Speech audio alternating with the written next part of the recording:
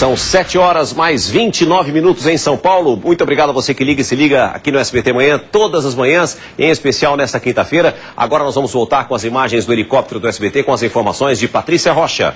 César, a gente sobrevoa agora uma das unidades dos Correios que fica na Vila Leopoldina, na zona oeste de São Paulo, com uma informação importante. Os funcionários dos Correios entraram em greve em São Paulo e outros 6 estados: Rio de Janeiro, Rio Grande do Sul, Pernambuco, Tocantins, Roraima e Rondônia. Essa greve afeta 70% do fluxo postal do país e entre as reivindicações, a categoria pede reajuste de 10% do piso salarial. Às 2h30 da tarde, os grevistas vão se reunir no vão livre do MASP. Agora é importante a gente lembrar que geralmente quando a greve dos Correios e as cobranças, os boletos, as cartas não chegam em casa, na verdade, a paralisação não é justificativa para não pagar as contas em dia. Então é preciso entrar em contato com as empresas, né? Pedir o boleto, enfim, por e-mail, de alguma outra forma, para não pagar a multa de atraso, senão vai pagar atraso sim, não é, César? Ah, nada justifica, né? É um problema sério, porque assim, com o passar dos anos, né, com muitos anos inclusive, demorou,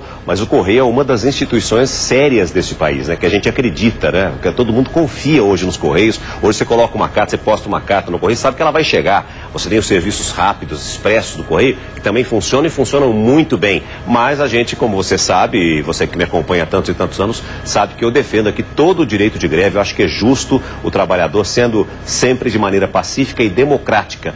Toda e qualquer manifestação, não é?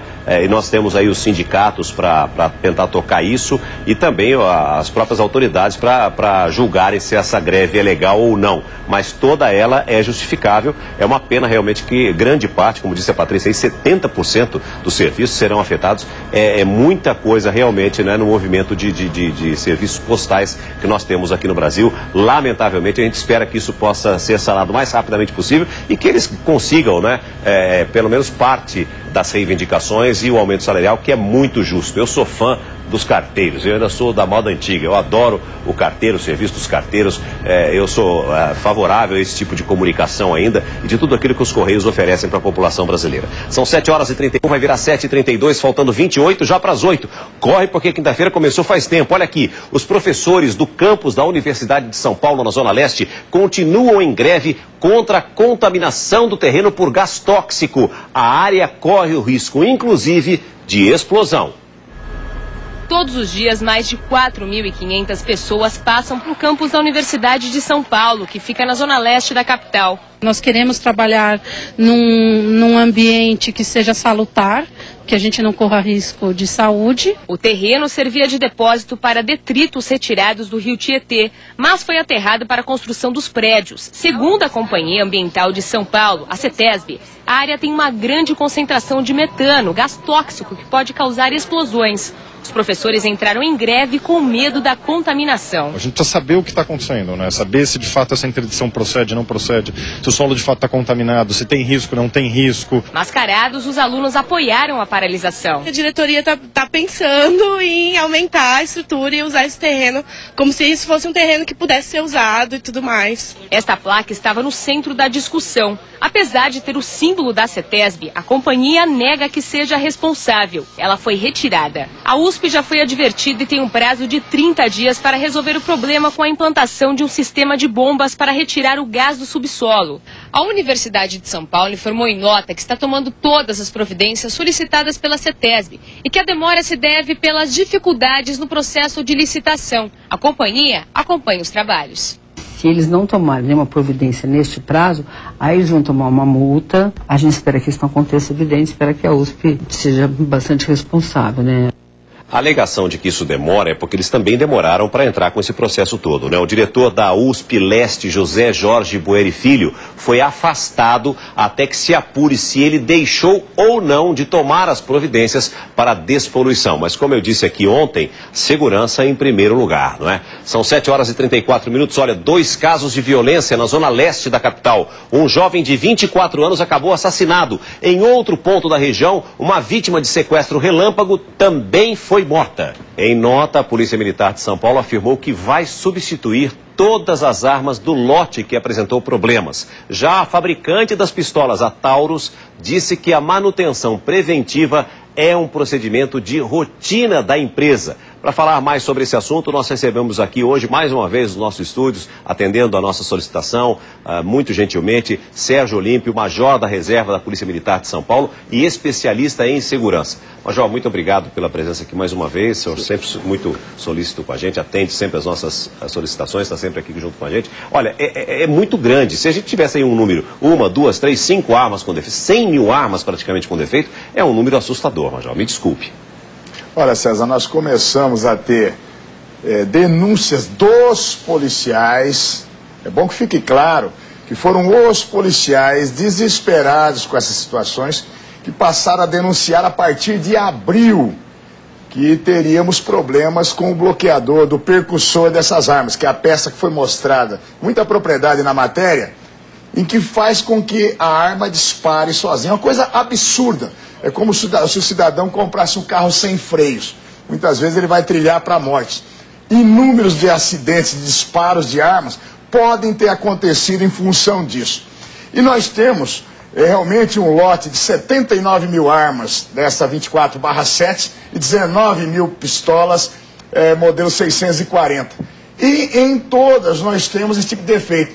Foi feita uma recomendação mesmo da Polícia Militar para os comandos, e quando se verificava na prática, diferente do que foi informado pelo governo, pelo comando, de cada lote nas companhias de 30 armas, nós tínhamos de 7 a 10 armas que estavam apresentando defeito. Inclusive foi ensinado para o policial: olha, pega o carregador, bata em cima da arma, vê se ele acaba percutindo sozinho, sem a munição, logicamente. Mas nós tivemos acidentes, nós temos o caso de policial que perdeu parte do dedo numa mão e afirmando o tempo todo: eu não toquei na tecla do gatilho. Nós tivemos pessoas já mortas em função de disparo acidental de armas. O próprio policial se lesionou de forma fatal, acabou morrendo. E o tempo todo nós, como instrutores de armas, dizendo: é impossível uma arma disparar sem que se tenha a tecla no gatilho tenha sido percutido. Com esse grave problema. E mais, não são há poucas armas, como disse oficialmente. E ainda não se tem o número real disso. É mais, eu fiz um requerimento de informações, que é a forma que a Assembleia Legislativa pode cobrar o Executivo. E o resultado também foi lacônico do governo e da Polícia Militar, dizendo: as poucas armas que apresentavam esse defeito já estão sendo substituídas. Mas, César, a grita dos policiais também, o desespero, que nós não tínhamos armas o suficiente para aquelas recolhidas, o policial continuar armado quando está fora do serviço. Então entrou num sistema chamado arma e desarma, que o policial trabalha com a arma, tem que deixar a arma no quartel para que o outro possa trabalhar. Tanto é o número de armas com problema. Então, extremamente grave, extremamente sério.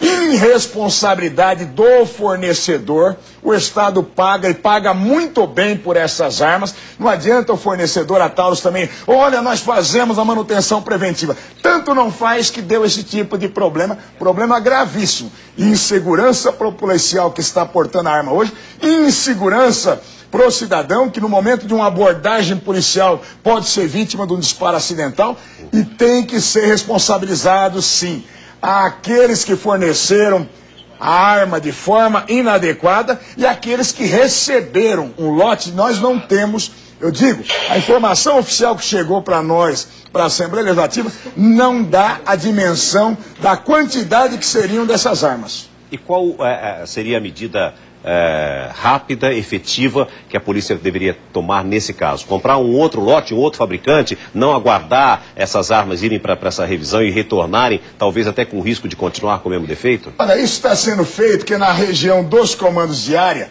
se colocou o pessoal especialista em armas da polícia e, logicamente, do próprio fabricante, dizendo: olha, o fabricante se responsabilizou com isso. Mas tem que se responsabilizar mesmo. Nós estamos cobrando através do Tribunal de Contas, através do Ministério Público, que se tenha realmente a apuração de fato da conduta do fabricante e daqueles que de forma irresponsável não se ativeram em relação à condição técnica das armas que estavam sendo distribuídas. Porque não basta dizer: está tudo certo, a partir de agora nós vamos ter um programa em relação à recuperação dessas armas, como me foi informado na documentação oficial do governo. E quantas armas ainda estão na mão do policial? E que ele não sabe que, eventualmente, num tranco, numa passagem, num obstáculo, num buraco de rua, como foi mostrado na matéria, o indivíduo, uma porta que bateu atrás dele. Nós temos o caso de um policial que foi colocar a arma dele na região de Ribeirão Preto em cima do televisor numa estante, estourou a televisão que a arma disparou sozinha. Então nós temos inúmeros casos concretos em relação a isso. E as providências é ser mais urgente, mais célere ainda, esse reparo, porque esse reparo pode redundar em morte. Mas o reparo, basta o reparo? Não há uma necessidade de uma troca dessa? Será que é confiável um reparo em tantas armas com o mesmo defeito? Olha, o bloqueador do percussor é uma peça, como ela foi mostrada ali na reportagem, que a substituição dela coloca a arma em plenas condições. Então, contratualmente, o Estado pode exigir um novo lote. Aliás, está escrito no contrato, 5 anos de garantia. Então, a reposição imediata, logicamente o fabricante vai dizer, olha, eu vou fazer o recall, eu vou fazer a substituição. Mas o Estado pode cobrar, sim, para o policial não ficar desarmado nas ruas, não ficar esse arma e desarma que é desesperador, e se fazer isso de forma mais célere. Me informaram dizendo, olha, vai ser feito de forma gradual e sistêmica, uma programação. Não tem nada disso, é ontem, é já. Nós temos que ter isso aí, o policial com a condição da arma e seguro da arma que está utilizando, e a sociedade segura da arma que o policial tem na mão, já. Não dá para fazer programação conforme o fabricante, não. Ok, Major, eu peço que o senhor permaneça com a gente no estúdio. Nós voltaremos a falar sobre esse assunto ainda, porque agora está na hora da gente falar de futebol aqui no SBT Manhã. Nos 2 jogos entre paulistas e cariocas da rodada, uma vitória para cada lado. O Corinthians viajou até o Rio de Janeiro para enfrentar o Botafogo e perdeu com um gol no finalzinho da partida. Veja. O jogo caminhava para um 0-0 até que aos 44 do segundo tempo, Edilson fez um lançamento na medida para o jovem Yuri tocar com categoria por cima do goleiro Cássio. Botafogo, vice-líder do Brasileirão 1, Corinthians 0. No outro duelo, Rio-São Paulo, melhor para os paulistas. A Portuguesa derrotou o Vasco por 2-0 e saiu da zona de rebaixamento. Correia e Gilberto deram a vitória à Lusa. Esse é o clássico lusitano, não é? Agora o Botafogo revela jogador também. Tinha como é que era o nome do outro lá que foi embora? Vitinho. Agora tem esse rapaz aí também que está fazendo gol a toda hora. Entrou agora, já está fazendo gol. Impressionante. Aqui. E o São Paulo, hein? O São Paulo enfrenta hoje a Ponte Preta na luta contra o rebaixamento. Na reestreia do técnico Muricy Ramalho, todos os 43 mil ingressos já foram vendidos. O Morumbi vai ter casa cheia mais uma vez. Meu querido amigo Bruno Vicari, com o Muricy, aqui é trabalho, meu filho. O São Paulo vai escapar da segundona ou não? Bom dia, Brunão.